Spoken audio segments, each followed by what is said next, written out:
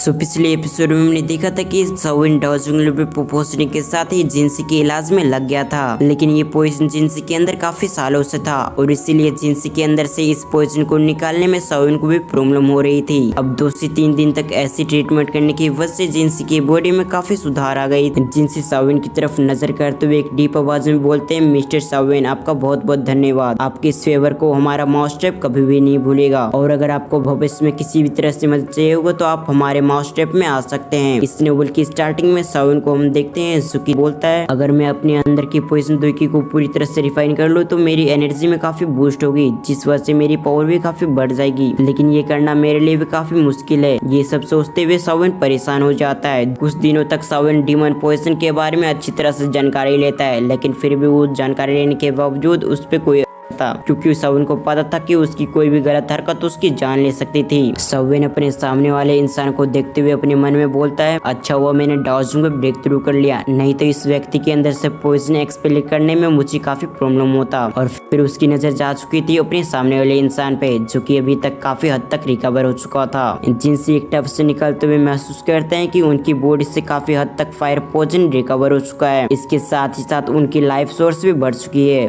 और इसके अलावा उनकी पावर थी वो भी बढ़ चुकी है। ये सब महसूस करते हुए उसके चेहरे पे एक स्माइल आ चुका था, जिसके बाद उसकी नजर जाती है अपने सामने वाले व्यक्ति पे, तो अपने आप ही उनके हाथ कप हो गए थे। वो अपने सामने वाले इंसान से कहते हैं, मिस्टर सविन आपका बहुत बहुत धन्यवाद, मुझे पता है तुम्हारे इतने बड़े फेवर के लिए सिंपल थैंक्स काफी नहीं है और इस एहसान को मैं जिंदगी भर नहीं भूलूंगा। भविष्य में कोई भी कठिनाई हो तुम यहाँ पर आकर मुझे ढूंढ सकते हो, मैं तुम्हें से वादा करता हूँ मैं तुम्हारी जरूर मदद करूंगा। यहाँ तक कि अगर तुम्हारे पीछे फेंगटियान भी पहुंच गया तो तुम यहाँ पर आ सकते हो, फेंगटियान तुम्हारा यहाँ पर कुछ भी नहीं बिगाड़ पाएगा। क्योंकि सविन को पता था कि थंडर पवेलियन की पावर माउस ट्रैप से थोड़ी सी अधिक है, लेकिन इसके बावजूद माउस ट्रैप का हेड यानी कि जिन्सी ऐसा कह रहे हैं और जिन्सी के फेस को देखने से ऐसा सविन को लग रहा था कि वो पूरी तरह से सीरियस है, जिस वजह से सविन के भी चेहरे पे एक स्माइल आ चुका था। सविन समझ चुका था जिन्सी जो भी कह रहा है वो मजाक नहीं कर रहा, बल्कि वो इसके बारे में पूरी तरह से सीरियस है। सविन एक स्माइल के साथ अपने स्टोरिंग से 2 जेट बोतल निकालते हुए जिन्सी को देता है और उससे कहता है, मैं कल जा रहा हूँ और इसके साथ साथ ये कुछ लिक्विड है जो कि आपको ठीक करने में मदद करेगी और इतने दिन में आपके साथ रहा हूँ जिस वजह से आपको पता चल चुका होगा कि आपको इसे कैसे लेना और इसकी मदद से आप अपने आप को पूरी तरह से रिकवर कर लेंगे, क्योंकि अब आप एक हद तक रिकवर हो चुके हैं, जिस वजह से मुझे नहीं लगता कि मुझे अपनी हेवनली फ्लेम की इस्तेमाल करने की जरूरत होगी। सविन की बातों को सुनने के बाद जिन्सी हैरान हो गए थे। वो कहते हैं, तुम कल जाने वाले हो? अब उसकी बातों पे सहमति जताते हुए सविन अपनी मुंडी को हाँ में हिलाता है। सविन 4 पवेलियन के इस कंपटीशन को बिल्कुल मिस नहीं करना चाहता था, वो वहाँ पर जाकर फेंगजित से बात करना चाहता था, इसीलिए सविन को 4 पवेलियन कंपटीशन में जाना ही था। सविन की आंखों को देखकर जिन्सी समझ चुके थे कि सविन यहाँ पर नहीं रुकने वाला और इसीलिए जिन्सी भी उससे रोकने की कोशिश नहीं करते। वो उन दोनों बोतल को अपनी स्टोरिंग में रखते हुए उससे कहते हैं, अगर तुम्हें जाना हो तो तुम जा सकते हो, लेकिन अगर तुम किसी मुसीबत में फंस जाओ तो तुम यहाँ पर हेवनली मोनट पूल पे आ सकते हो और मुझे ढूंढ कर तुम मुझसे बातें कर सकते हो। अब कुछ समय ऐसी बातें करने के बाद हमारा सीन शिफ्ट होकर एक रूम पे आ गया, जहाँ पर अभी के समय एक फिगर बैठा हुआ था और उस भी के समय उसका ऊपर का कपड़ा हटा हुआ था, जिस वजह से उसकी बॉडी साफ साफ देखा जा सकता था। और ये फिगर और कोई नहीं बल्कि सविन था। उसकी नजर डीमन स्पोर्ट पोजीशन पे जाती है, जहाँ पर कई तरीके के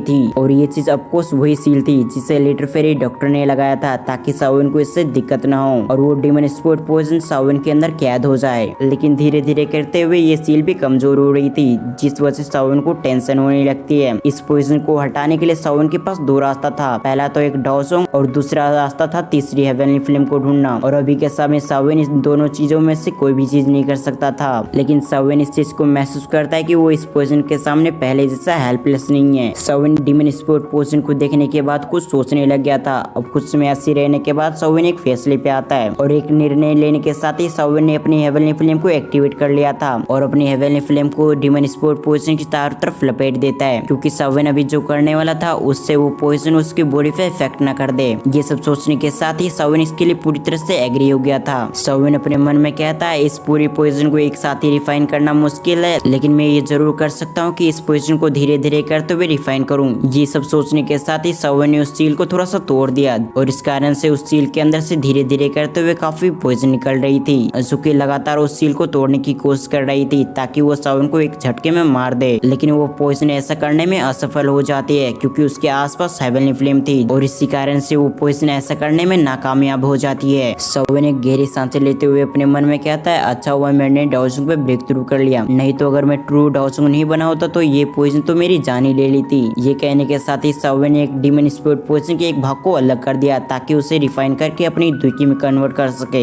सवन जल्दी से उस डीमन स्पिरिट पॉइजन के छोटे से भाग के आसपास अपनी हेवनली फ्लेम को डाल देता है ताकि उस पॉइजन को जल्द से जल्द अपनी दुकी में कन्वर्ट कर सके। सवन ने पहले भी डीमन स्पिरिट के छोटे से पॉइजन को रिफाइन किया था, लेकिन उस समय वो डाउनवांग पे था और इसी कारण से सवन को उस समय काफी समय लगा, लेकिन अभी के समय वो पूरी तरह से श्योर हो चुका था कि वो इस पॉइजन को काफी आसानी से रिफाइन कर सकता है। ये कहने के साथ ही वो अपने हेवनली फ्लेम के साथ उस पॉइजन दुकी को रिफाइन करने लग गया और कुछ समय के अंदर वो पॉइजन दुकी पूरी तरह से प्योर एनर्जी में कन्वर्ट हो चुकी थी। उस प्योर दुकी को देखने के साथ ही सवन के चेहरे पे स्माइल आ चुका था। सवन को पता था कि ये पॉइजन काफी खतरनाक है, लेकिन इसके साथ ही उसके लिए एक टॉनिक भी है। अगर सवन इस पूरी पॉइजन को रिफाइन कर लेता है तो उसे पूरी तरह से विश्वास था कि वो डाओजुंग को 3rd स्टार पे पहुंच जाएगा। सवन फ्लेम मंत्र की मदद से उस पॉइजन को कंट्रोल करने लगता है और साथ ही साथ उससे अपनी बॉडी के अंदर कंज्यूम कर लेता है और कुछ समय के अंदर वो दुकी उसकी बॉडी के अंदर जा चुकी थी। जब सवन महसूस करता है कि उसकी थोड़ी बहुत पावर बढ़ चुकी है और वो एक गहरी सांस लेते हुए उसके चेहरे पे स्माइल आ चुका था। सवन अपने मन में फिर से एक बार बोलता है, मैं अगर ऐसे करता रहा तो ये पॉइजन की पावर थोड़ी सी कम हो जाएगी, जो कि आने वाले समय में इस पॉइजन को अच्छी तरह से कंट्रोल कर पाऊंगा। ये कहने के साथ ही सवन फिर से ऐसा करने लगता है। अब पूरी रात ऐसा करने की वजह से सवन की पावर काफी बढ़ जाती है और सवन को ऐसा करते करते सुबह हो जाती है और सुबह को रोशनी से उसकी आंखें चुनने आने लगती है, जिस वजह से सवन ने अपनी आंखों के सामने अपने हाथों को रख लेता है। फिर वो अपने मन में कहता है, लगता है मैंने पूरी रात भर उसी पॉइजन को रिफाइन करता रहा और इस कारण से मुझे नहीं पता चला आखिर सुबह कब हो गई। ये कहने के साथ ही सवन अपनी आंखों को खोलता है और इसी सीन के साथ हमारा ये पार्ट यहाँ पर एंड होता है। अब अगर आपको एक्सप्लेनेशन अच्छी लगी हुई तो वीडियो को लाइक करके चैनल को सब्सक्राइब कर लें।